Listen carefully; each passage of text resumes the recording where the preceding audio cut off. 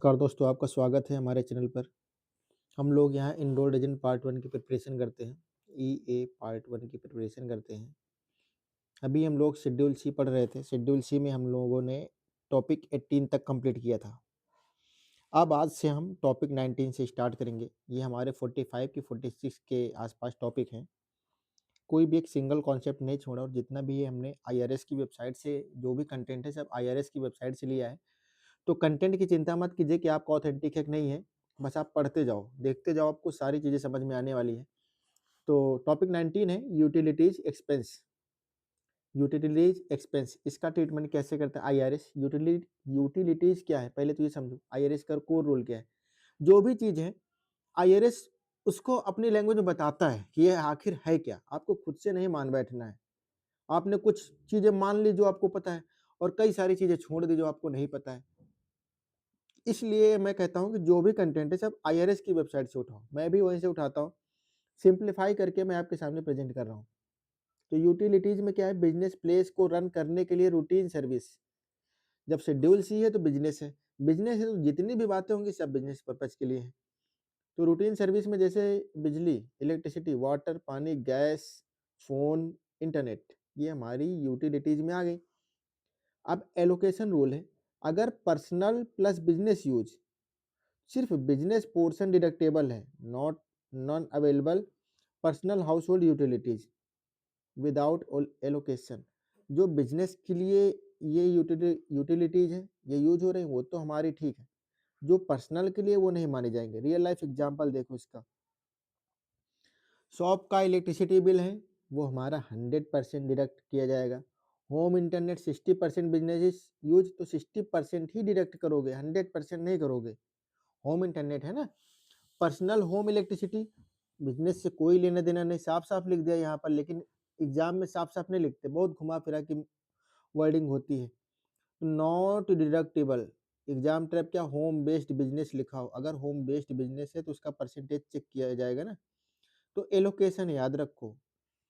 Topic 20 है हमारा। हाँ, यूटिलिटीज में याद रखना कि पर्सनल है कि बिजनेस है, और बिजनेस है तो उसका एलोकेशन कैसे है तो वो समझना पड़ेगा आपको।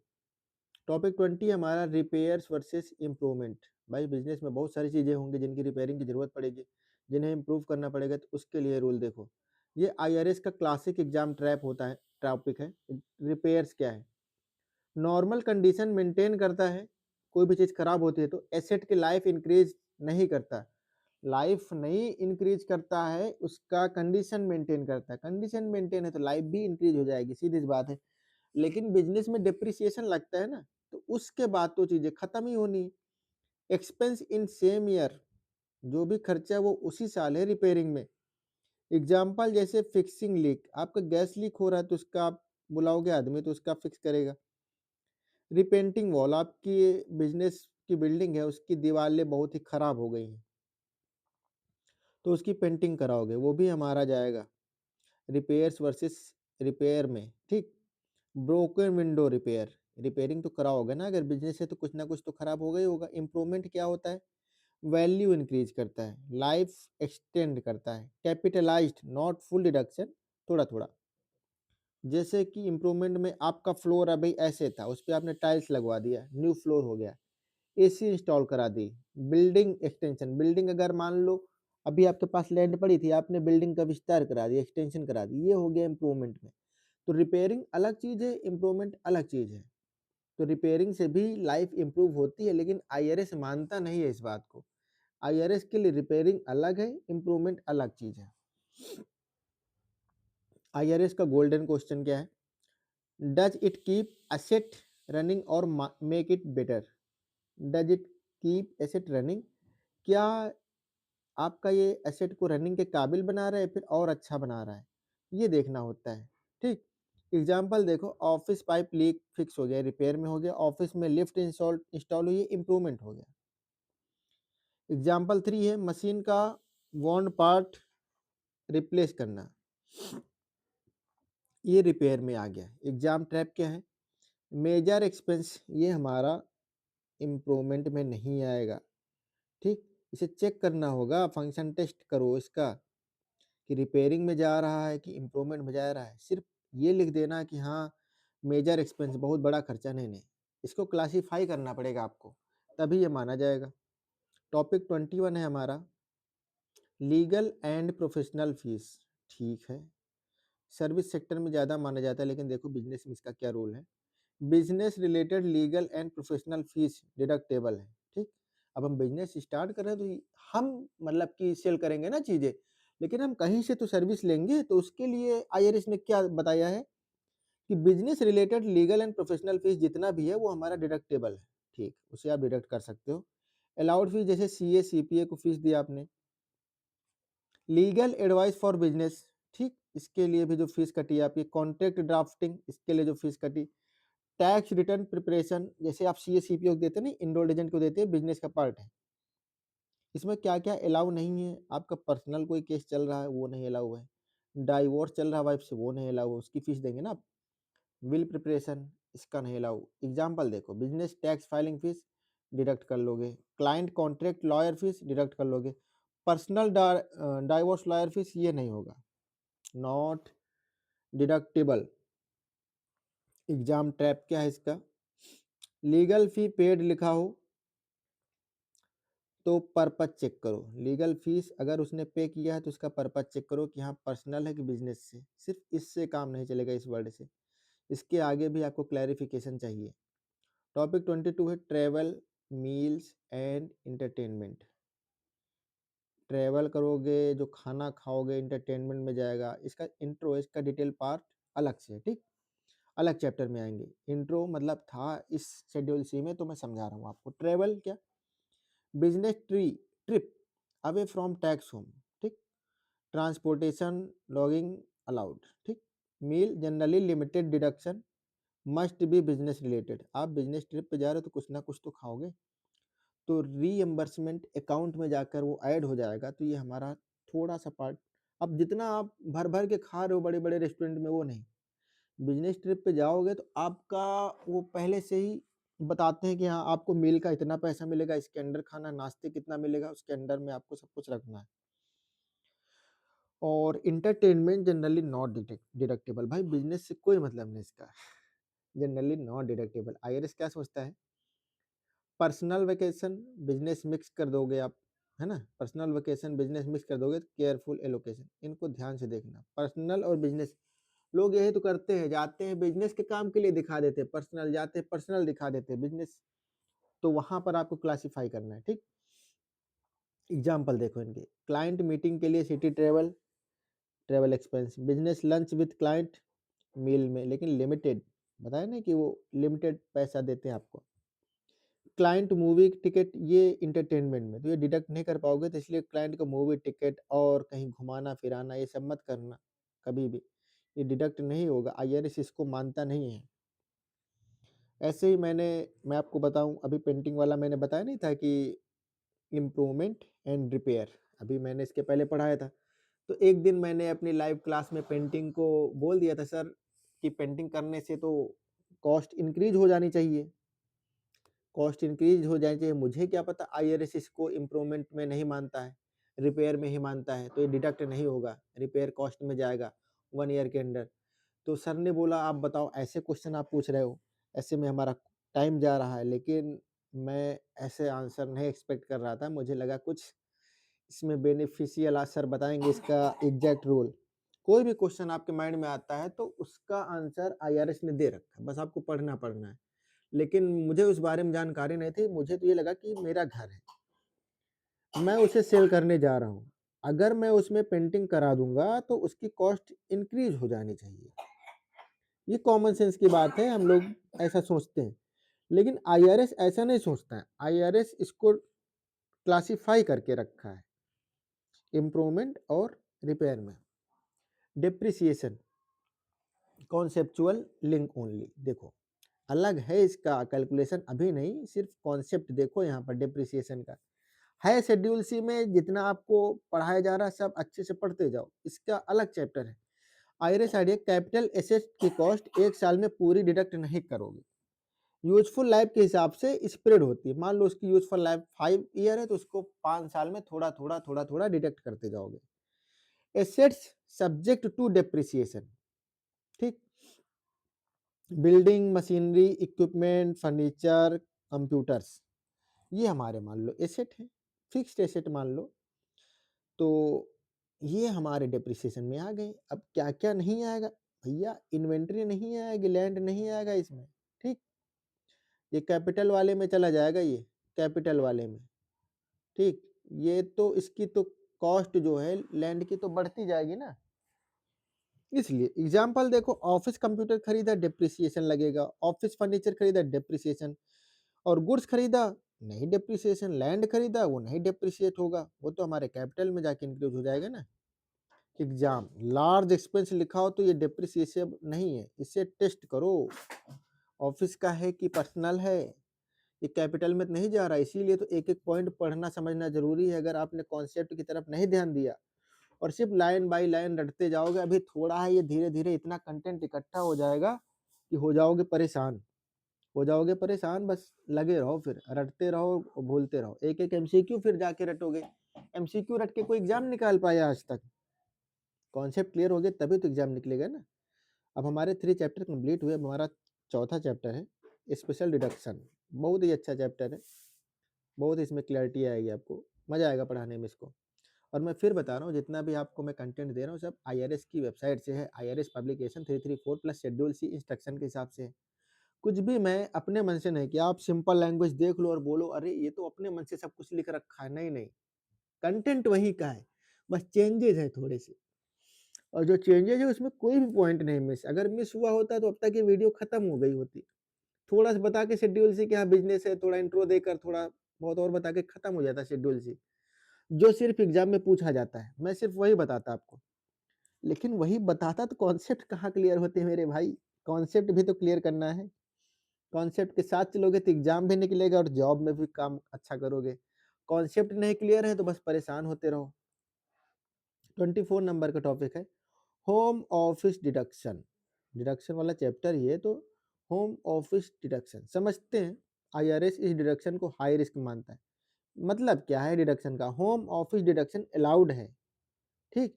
अगर आपने घर पर ही ऑफिस बना लिया है तो उसका डिडक्शन ले सकते हो, लेकिन कंडीशन तो दी होगी, है कि नहीं? कंडीशन आईआरएस के हिसाब से फुलफिल करोगे तब तो है आपका। स्पेस रेगुलरली यूज होता हो, पहली कंडीशन। स्पेस एक्सक्लूसिवली बिजनेस के लिए हो, वो बिजनेस के लिए ही वो कमरा या फिर वो हॉल आपका हो। प्रिंसिपल प्लेस ऑफ बिजनेस हो, ठीक, वहीं से आपका बिजनेस रन करता हो।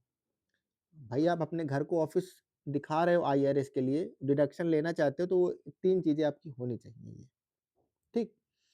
Three rule 3 test rule mandatory है। Exclusive use test, personal use, mixed use ये नहीं माना जाएगा। रेगुलर यूज टेस्ट आपको करना पड़ेगा। स्पेस रेगुलरली यूज होता हो, एक्सक्लूसिवली बिजनेस के लिए हो, इस प्रिंसिपल प्लेस ऑफ बिजनेस हो, ये 3 है आपकी। ओकेजनल यूज नॉट अलाउड, आपने कभी कभी यूज कर लिया और आप इसको डिडक्शन लेना चाहते हो तो नहीं मिलेगा, नहीं मिलेगा, भूल जाओ फिर। कंसिस्टेंट बिजनेस यूज रिक्वायर्ड है, लगातार बिजनेस के लिए यूज होना चाहिए। प्रिंसिपल प्लेस टेस्ट कैसे करोगे? मेन बिजनेस एक्टिविटी वही होती हो या एडमिनिस्ट्रेटिव वर्क वही होता हो, ठीक। इसका भी टेस्टिंग है आईआरएस में। अलाउड एक्सपेंसेस इसमें कौन कौन से हैं जो आपको मिलेंगे? Rent portion, utilities portion, insurance portion, repairs portion. अब ये आपको मिलेगा डिडक्शन, ठीक, इसका पैसा आपको देंगे। डिडक्शन ले सकते हो, मतलब इसका आपने घर पे ऑफिस लगा रखा है तो। रियल लाइफ एग्जांपल देखो, इसके एग्जांपल 1 है, फ्रीलांसर का एक रूम सिर्फ ऑफिस के लिए, ठीक, डिडक्शन मिलेगा, अलाउड है। बेडरूम का कॉर्नर बिजनेस के लिए यूज, नॉट एक्सक्लूसिव, पूरा चाहिए ना, कॉर्नर से क्या मतलब है? Home as administrative work, client बाहर, अलाउड, ठीक।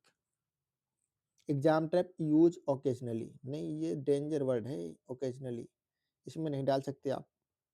25 नंबर का टॉपिक इंश्योरेंस एक्सपेंस, सब बिजनेस रिलेटेड है तो इंश्योरेंस एक्सपेंस समझो। आईआरएस के हिसाब से क्या है? बिजनेस रिलेटेड इंश्योरेंस डिडक्टेबल है, बिजनेस से बाहर है तो नहीं। पर्सनल इंश्योरेंस आपने ले लिया, नहीं माना जाएगा ना। बिजनेस की बात हो रही शेड्यूल से में तो बिजनेस वाला माना जाएगा।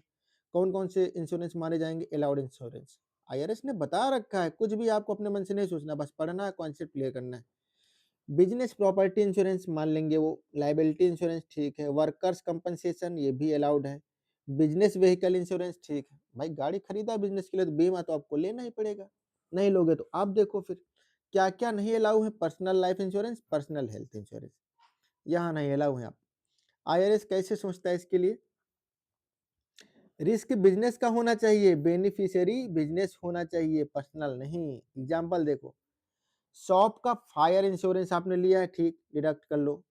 Business car insurance 70% business use, तब तब 70% डिडक्टेबल, जितना परसेंट यूज करोगे उतना परसेंट डिडक्शन ले पाओगे। पर्सनल लाइफ इंश्योरेंस प्रीमियम नहीं, ये नहीं आएगा, यही तो ट्रैप है, इंश्योरेंस पेड लिखाओ ये नहीं, आपको कंडीशन देखनी होंगी। इंश्योरेंस पेड है सिर्फ उतने से काम नहीं चलेगा, कवरेज किस चीज का है ये चेक करना पड़ेगा ना। फंडामेंटल है लेकिन तब भी पे मेरा तो काम है ना आपको बेसिक पढ़ाना, और लोग इसे इग्नोर करते हैं। सिर्फ मेन सर मेन पॉइंट पढ़ा दो, मेन भाई मेन में तो फंस जाओगे। कॉन्सेप्ट तो सबका क्लियर होना चाहिए, कोई टॉपिक छोटा या बड़ा नहीं, सभी टॉपिक इक्वल वेटेज रखते हैं, सब लिंक होते हैं ना एक दूसरे से। आपको मान लो एक टॉपिक आ गया और बाकी 3 टॉपिक उसमें पीछे लिंक है, 3 का नॉलेज नहीं तो रटोगे, फिर माइंड पे प्रेशर जाएगा, ये दिक्कत होगी बाद में। रिटायरमेंट प्लान कैसे देखो, सेल्फ एम्प्लॉयमेंट का रिटायरमेंट प्लान, ये डिडक्शन शेड्यूल सी पर डायरेक्टली नहीं है, इस पॉइंट को ध्यान देना, लेकिन सेल्फ एम्प्लॉयड इनकम से लिंक्ड होने की वजह से एग्जाम में आता है। बहुत अच्छा पॉइंट है ये। आईआरएस का कोर आइडिया है, सेल्फ एम्प्लॉयड पर्सन अपने लिए रिटायरमेंट कंट्रीब्यूट कर सकता है। कंट्रीब्यूशन अर्नड इनकम पर बेस्ड होती है, वो ब्याज व्याज वाले पे नहीं, अनअर्नड कि आप इंटरेस्ट डिविडेंड इन सब पे लगा दो, उस पे नहीं जाएगा।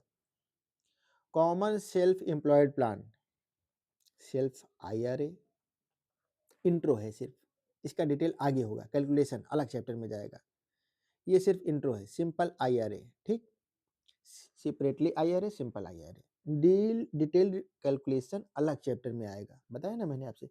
आईआरएस थिंकिंग क्या, employ style 401 k is not equal to self employment plan, ठीक, ये भी बताया ना, ये चैप्टर आगे।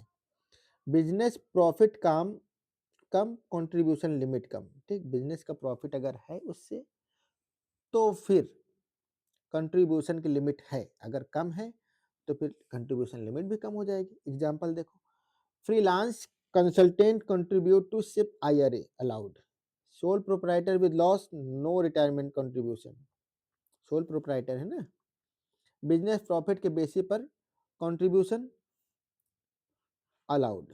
Example business had loss, retirement deduction नहीं मिलेगा, पहले पूरा चेक करो, ठीक।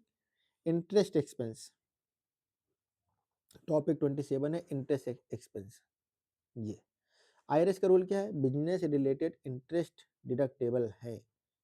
Allowed interest, business loan interest, business के लिए लोन लिया है तो उस पर जो ब्याज दे रहे हो, इंटरेस्ट दे रहे हो, वो हम डिडक्ट कर सकते हैं। Credit card interest, business portion, आपका पर्सनल वाला नहीं, क्योंकि आप क्रेडिट कार्ड यूज कर रहे हो तो पेमेंट हिस्ट्री तो मिलेगी ना, उसका भी फॉर्म सबमिट होगा, वो मैं आगे बताऊंगा इसमें कौन सा फॉर्म लगता है।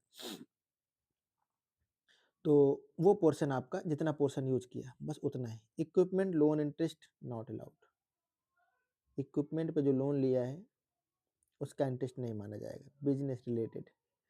Personal credit card interest, sorry गलत बता दिया मैंने, इक्विपमेंट लोन इंटरेस्ट माना जाएगा, ये माना जाएगा, अलाउड इंटरेस्ट है 3, business loan interest, credit card interest, equipment loan interest.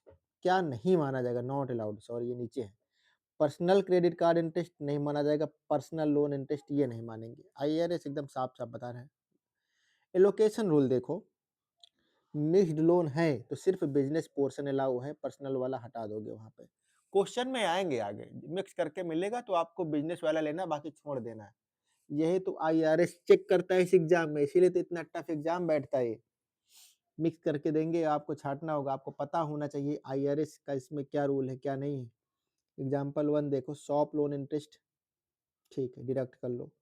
Credit card use 60%, business तो 60% ही यूज करना, 100% मत यूज करना, ये 60% 70%, इसलिए मैं बता रहा हूँ कि अभी क्वेश्चन में बनेगा, ये क्वेश्चन में बनेगा, रियल लाइफ में वर्क करने जाओगे वहां ऐसे ही बनेगा, तो ध्यान देना भाई। पर्सनल होम लोन इंटरेस्ट, ये कहा बिजनेस से मतलब, कोई मतलब not schedule C deduction, exam trap, सिर्फ इंटरेस्ट पेड लिखा हो मत जाओ, लोन पर्पज चेक करो उसका, ठीक, लोन पर्पज चेक करो। टॉपिक 28 है हमारा टैक्सेस एंड लाइसेंसेस, ठीक।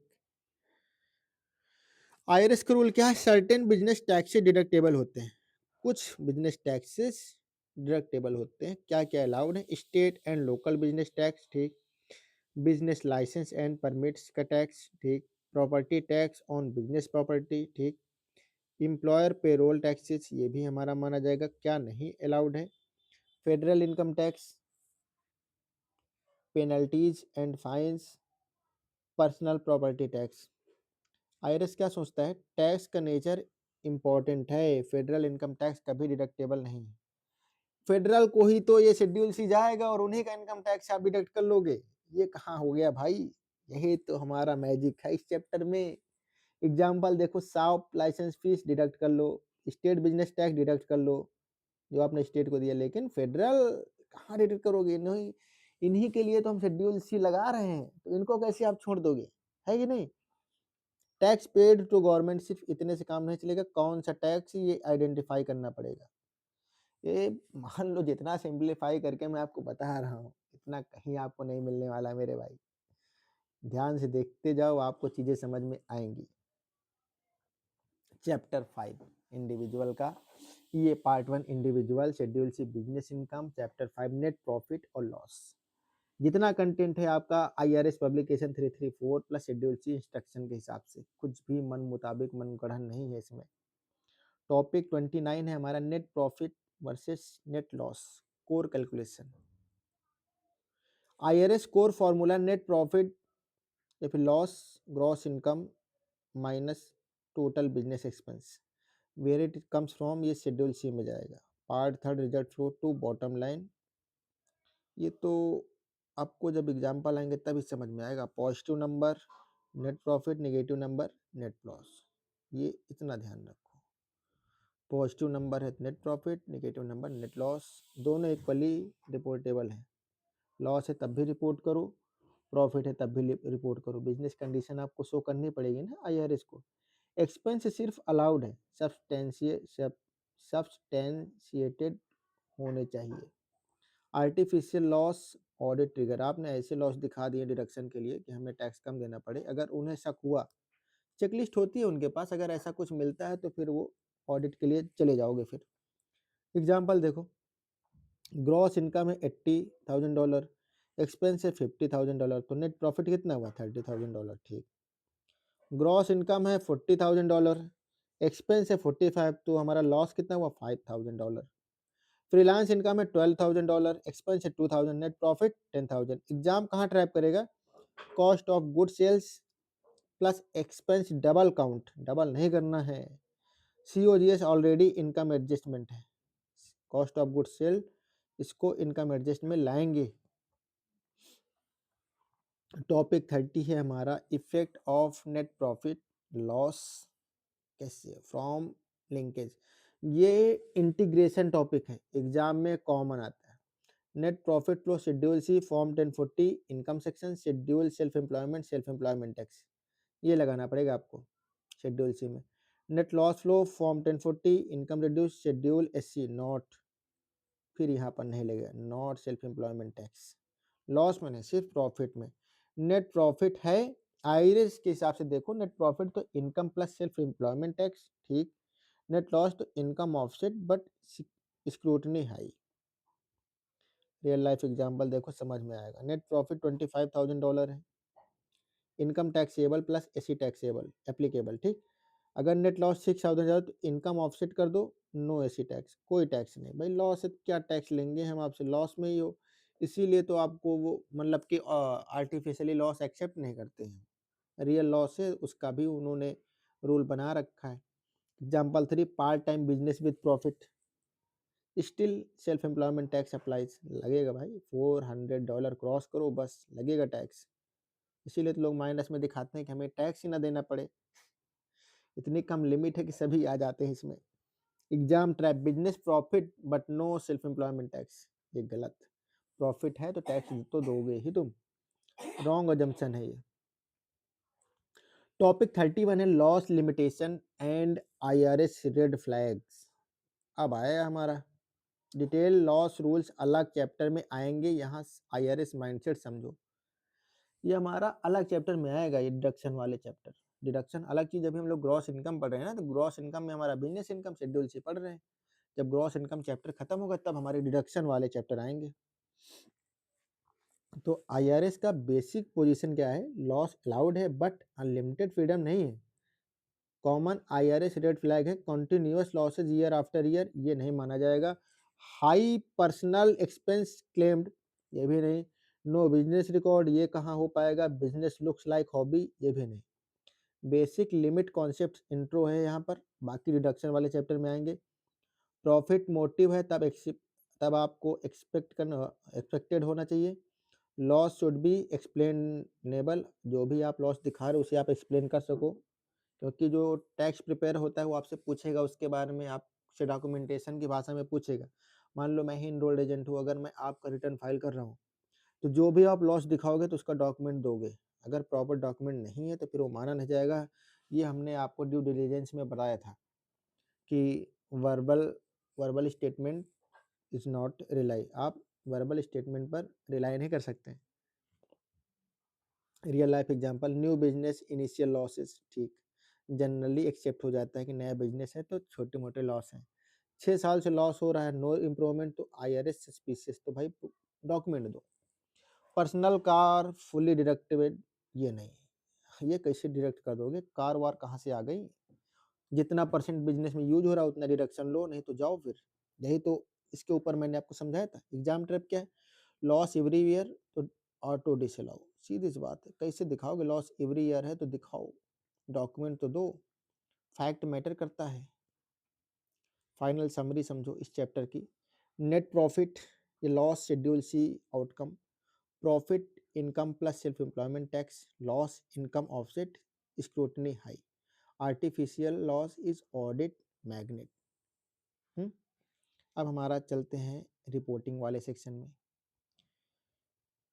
Schedule C business income chapter 6 है हमारा, रिपोर्टिंग एंड फाइलिंग। ये कहाँ से लिया गया है वो मैंने यहाँ पर लिख रखा, IRS publication 334 plus schedule C instruction से। टॉपिक 32 है who file schedule C and which return. IRS core rule क्या है, शेड्यूल सी फाइल करता है कौन, इंडिविजुअल फाइल करता है, जो सोल प्रोप्राइटर हो या सिंगल मेंबर हो, एलएलसी डिफॉल्ट स्टेटस है। फाइल किसके साथ होता है, शेड्यूल सी कभी अकेला फाइल नहीं होता, ये अटैच होता है फॉर्म 1040। मैंने बताया ना कि एक स्टेटमेंट के तरीके से शेड्यूल सी जो लगाना पड़ता है हमें, और कभी कभी सेल्फ एम्प्लॉयमेंट टैक्स वाला भी लगाना पड़ता है। कौन फाइल नहीं करता है, कौन फाइल नहीं करता ये भी जानो। पार्टनरशिप फर्म वो नहीं फाइल करती, उनके लिए फॉर्म 1065। कॉरपोरेशन नहीं फाइल करती हैं, फॉर्म 1120, ये अलग इसका पेपर ही है, इसका बहुत डीप स्टडी है। इस कॉरपोरेशन वाले भी नहीं, इसका 1120S है, ठीक। सिर्फ हमारा वो इंडिविजुअल एलएलसी ये वाले फाइल करते हैं। एग्जाम्पल देखो, फ्रीलांस डिजाइनर, ये इंडिविजुअल में आ गया, शेड्यूल सी फॉर्म 1040 के साथ लगेगा। Single member LLC no election, तो शेड्यूल सी फॉर्म 1040 के साथ, लेकिन टू पार्टनर्स का बिजनेस ये नहीं जाएगा। टू पार्टनर वाला मैंने बताया ना, ये अलग जाएगा। कहाँ गया ये, 1065 में पार्टनरशिप वाला। एग्जाम ट्रैप, एलएलसी लिखा हो तो मेंबर्स काउंट चेक करो कितने मेंबर हैं उसमें, ऐसे ही मत मान लेना एलएलसी लिखा तो अगर मेंबर काउंट ज्यादा है तो पार्टनरशिप में जाएगा ना फिर वो। Topic 33 schedule C parts and line flow. देखो जो भी हमने अभी तक पढ़ा, income, expense, cost of good sold, part 5 में व्हीकल इंफॉर्मेशन, पार्ट 4 में व्हीकल, पार्ट 5 में other expenses. IRS flow logic देखो, इनकम आएगी फिर उसका एडजस्टमेंट दोगे, एडजस्टमेंट के बाद इनकम का एडजस्ट करने के बाद फिर उसमें से एक्सपेंस निकालोगे, फिर फाइनल रिजल्ट निकलेगा, फिर हमारा नेट प्रॉफिट या फिर नेट लॉस होगा। ये लिखना नहीं चाहिए था लेकिन मैंने लिख दिया इसको।